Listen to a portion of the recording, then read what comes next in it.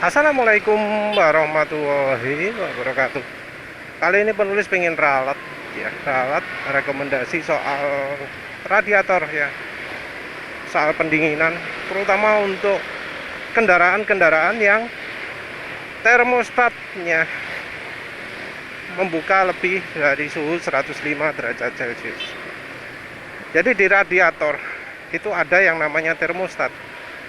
Fungsi dari termostat ini adalah untuk membuat siklus coolant itu jadi ada yang lari ke arah radiator. Jadi yang namanya radiator ini sistemnya bekerja semi cerdas. Ada saat dimana coolant itu tidak didinginkan radiator.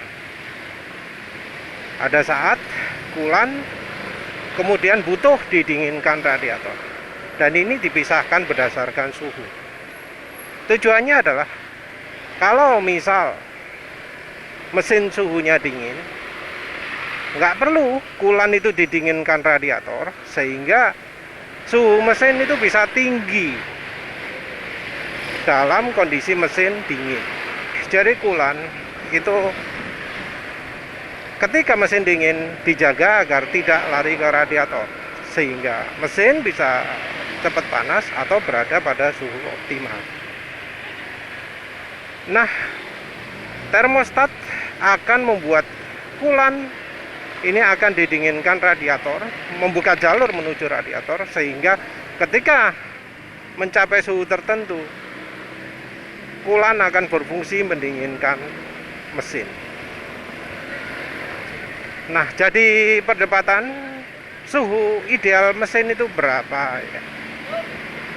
Dan ini juga tergantung dari sensor suhunya juga berapa.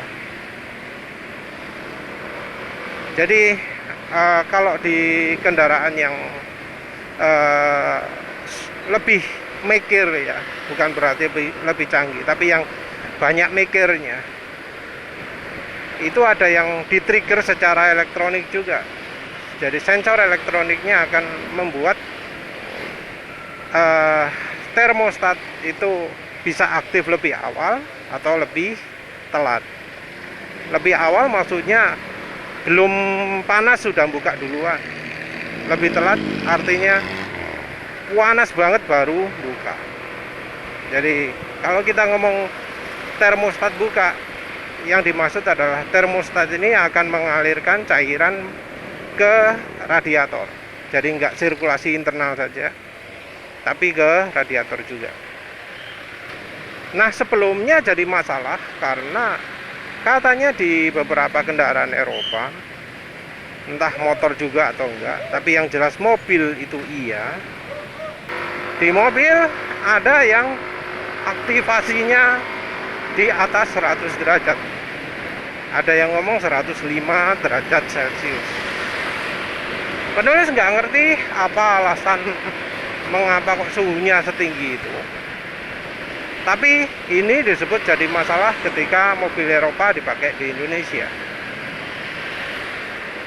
Sebelumnya penulis berpikir bahwa wes didesain seperti itu nggak bisa dirubah-rubah. Nah, ya terpaksa kompromi toh.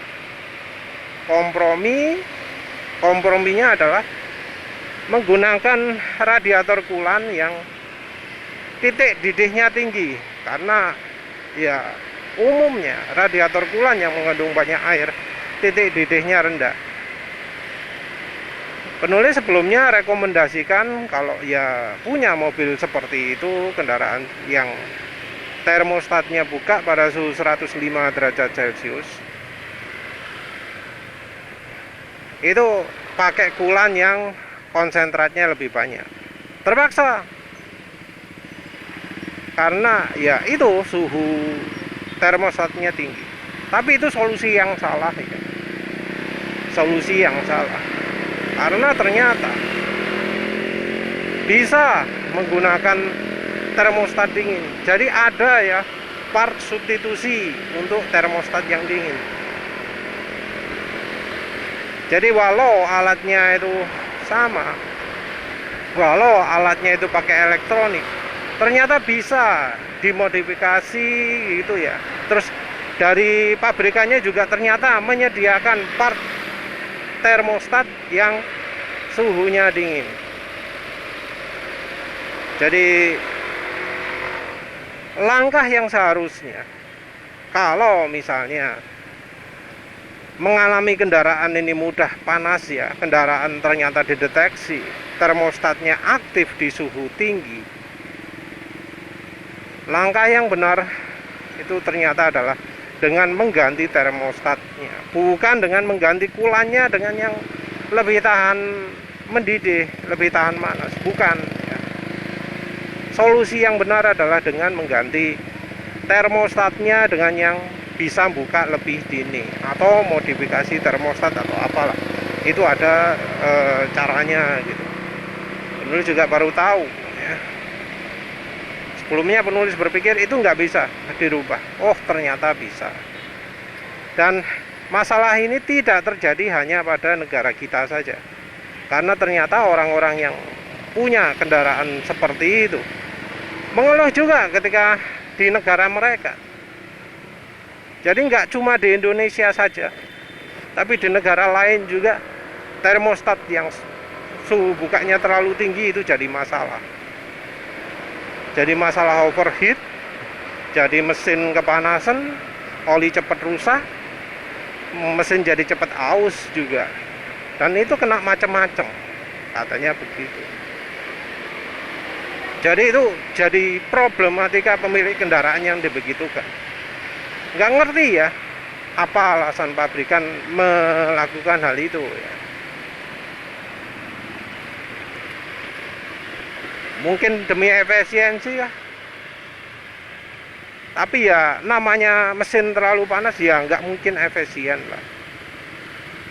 Tapi yang jelas solusinya adalah dengan membuat termostatnya, mengganti termostatnya, mengakali termostatnya, ya apa caranya jadi dingin. Nah, kalau sudah begitu pilihan kulan ya jadi balik lagi. Kalau pingin yang pendinginannya maksimal, pakai yang lebih banyak airnya. Tentu lebih banyak air itu bukan air sembarangan, bukan air sulingan air AC gitu, bukan ya. Bukan air aki gitu ya, tapi betul-betul air netral, bebas mineral, zero TDS, demineral, yang pH-nya 7,0. Jadi yang dibutuhkan seperti itu. Itu nggak perlu cari kulan yang harus tahan mendidih gitu ya, tapi cukup cari kulan yang pendinginannya baik. Jadi solusinya harusnya bukan dengan cari kulan yang tahan mendidih, tapi yang cari kulan mudah mendinginkan, tapi dengan mengakali juga sensornya, dengan mengakali juga termostatnya. Ya wes lah, kok dipanjang-panjangkan balik-balik lagi. Ya wes itu ya solusinya ya, diralat. Dan itu semua wes caranya orang barat juga. Entah di Indonesia ada nggak orang yang bisa melakukan hal itu. Tapi yang jelas kalau di luar negeri sampai disebut part-partnya untuk merek BMW. Ya wis itu saja. Terima kasih sudah menonton. Assalamualaikum warahmatullahi wabarakatuh.